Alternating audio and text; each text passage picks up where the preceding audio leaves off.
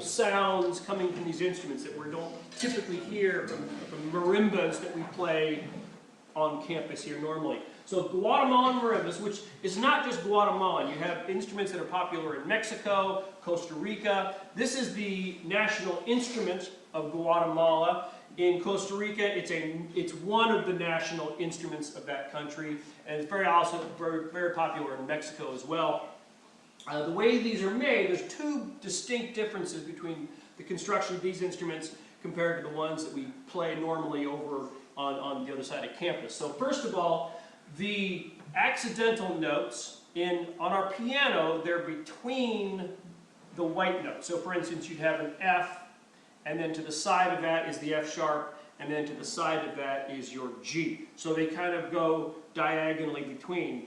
These line up completely straight. So everything is shifted over a little bit from how we're normally used to seeing it, which means that when we're playing this, if we just go off of muscle memory from all my ancient years of playing the instrument, if I go to hit an E, that's not an E anymore because it's in a different place on these instruments. And so we have to, when we learned over there, we came over here, we had to relearn how to play all these pieces with the notes shifted just slightly. So imagine playing a piano with everything moved just about 3 or 4 centimeters, about 2 centimeters to the side.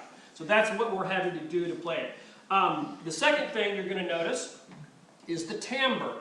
Each of these are called resonators.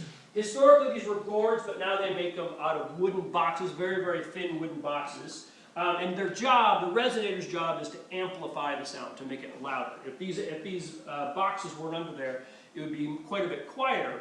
But also at the bottom of each resonator is a hole. They drill a hole in it, and then they attach a piece of dried pig's intestine to that hole. Right? So that pig's intestine buzzes like a kazoo. So basically these are kazoo marimbas. So let's demonstrate a sound. Play for me a C on my marimba. Right, play a C on this marimba.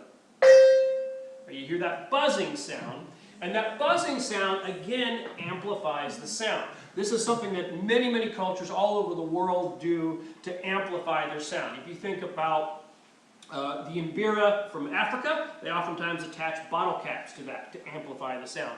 If we think about the snare drum, a snare drum is just a drum with something that buzzes on the bottom of it to, again, make it louder. The idea is just it helps the sound amplify to make it louder. The third thing that you may hear is that these instruments, they're made out of a Guatemalan type of rosewood. Hormigo is one of the words used. It's also batacuda.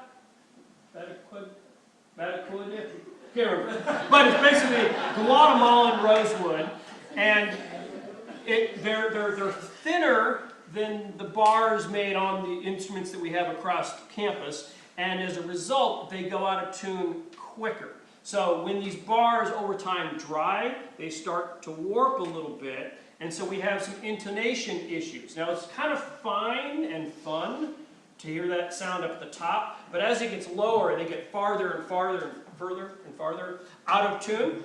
And so ultimately you're not playing a chromatic scale anymore, you're playing a demolished scale, which isn't what we want. And so I supplemented with my instrument to play the low end just to help us be a little bit more in tune, but we're still playing the high end because it's fun.